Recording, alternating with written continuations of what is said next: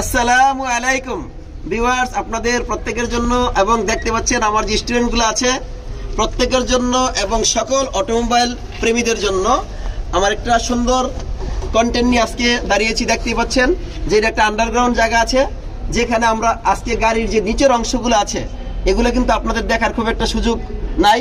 সেজন্য আপনাদের সুবিধার জন্য গাড়ির যে নিচে কি কি অংশ আছে, কিভাবে আমাদের ওয়ারিং গুলো আছে, কিভাবে মনে করেন সাসপেনশন সিস্টেমটা আছে, সবকিছু দেখানোর জন্য মূলত আজকে আমার এই কন্টেন্টটা নিয়ে আমি আপনাদের জন্য দাঁড়িয়েছি। সেটা হলো আমার এবার মূল কন্টেন্টে আমরা চলে আসি। প্রথমে আমরা এই পিছনের অংশটা দেখাবো, পরে একটু সামনের অংশ দেখানোর চেষ্টা করব। এবার আসি, এই যে দেখেন আমরা একটু দেখি, এটা আমরা যদি এখানে চলে আসি তাহলে দেখবো এটা হলো সাইলেন্সার।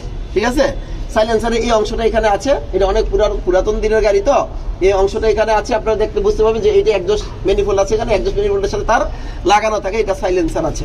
তারপরে এই যে টাই রডগুলো আছে, এই রডগুলো দেখেন, এই রডগুলো এখানে দেওয়া আছে। তারপরে এই যে এইটা আছে, এটা আমরা সবাই জানি, এটা কি শক অ্যাবজর্বার। ঠিক আছে, এবং তোমাদের কোনো প্রশ্ন থাকলে আমাকে করবা, এটা কি শক অ্যাবজর্বার। আমরা একটু দেখি আর একটা জিনিস, যে এখানে যে দুইটা তার আছে, যে এখানে একটা তার আছে আর এখানে একটা, এই কেবল গুলো আছে, দুইটা কেবল কিন্তু মূলত এমন সুন্দর একটা জায়গা দিয়ে আসছে। আমরা একটু খেয়াল করি যদি তাহলে বুঝতে পারবো যে এই যে মাঝখানে চিপা জায়গা আছে না, এই জায়গা দিয়া এই কেবল গুলা এই জায়গা দিয়ে আসছে। দেখেন ভালো করে খেয়াল করেন, এই কেবল গুলো এই জায়গা দিয়ে আসছে। আসার পরে আমাদের সরাসরি দুই চাকাতে চলে গেছে। আমরা জানি যে পিছনে দুই চাকা আছে, সেই দুই চাকা ড্রাম ব্রেক সিস্টেম। একটু যদি খেয়াল করে দেখি আমরা, এটা ড্রাম ব্রেক সিস্টেম, এখানে ড্রাম ব্রেক সিস্টেম আছে, আবার এদিকেও ড্রাম ব্রেক সিস্টেম আছে। আমরা একটু যদি খেয়াল করি তাহলে মোটামুটি বুঝতে পারবো। এবং যেভাবে এটা সংযোগ করা থাকে, যদি এই জিনিসটা আমরা একটু দেখতে পারি তাহলে আমাদের অনেক জিনিস শিখার আছে। সেজন্য মূলত আজকের এই কন্টেন্ট আমরা দাঁড় করিয়েছি। তারপরে আসি, আমরা জানি গাড়ির ভিতরে এক্সেল কটা থাকে, দুইটা। কি কি এক্সেল? ডেড এক্সেল আর হচ্ছে লাইভ এক্সেল। অর্থাৎ যে এক্সেলটা ঘুরবে, গাড়ি চালাইতে সহযোগিতা করবে, সেটা হচ্ছে লাইভ এক্সেল। আর ডেড এক্সেল হলো যেই এক্সেল আছে, সেই এক্সেলটা গাড়ির যে বডি আছে, বডির সাথে চেসিসের সাথে কি করবে, লাগানো থাকবে। এই এক্সেলটা আমরা একটু দেখি, এই এক্সেল আছে না, এই হলো সেই এক্সেল, এটা হলো একটা ডেড এক্সেল। এই এক্সেল শুধু দেখেন এই চেসিসের সাথে, এখানে একটা চেসিসের অংশ আছে আর এইদিকে একটা চেসিসের অংশ আছে, এই দুই চেসিসের সাথে এটা লাগানো আছে, সুন্দরভাবে লাগানো আছে। আবার এই যে কেবলগুলো আছে এখানে দেওয়া আছে। আর উপরে আমাদের এইটার হলো উপরে ট্যাঙ্ক আছে, ফুয়েল ট্যাঙ্ক উপরে দেওয়া আছে। আমরা গাড়ির উপরে আমরা আগে দেখেছি যে ট্যাঙ্ক দেওয়া আছে। তারপরে আমরা যদি আরেকটু আগাই তাহলে বুঝতে পারবো যে এই যে অংশগুলো আছে এগুলো হচ্ছে বিভিন্ন প্রকার সাপোর্ট। এই সাপোর্টগুলো না থাকলে কিন্তু গাড়ির সুন্দরভাবে চেসিসটা থাকবে না। তো মোটামুটি আমরা একটু বুঝতে পারলাম। এখন আপনাদেরকে আরেকটু সামনে দেখানোর চেষ্টা করব।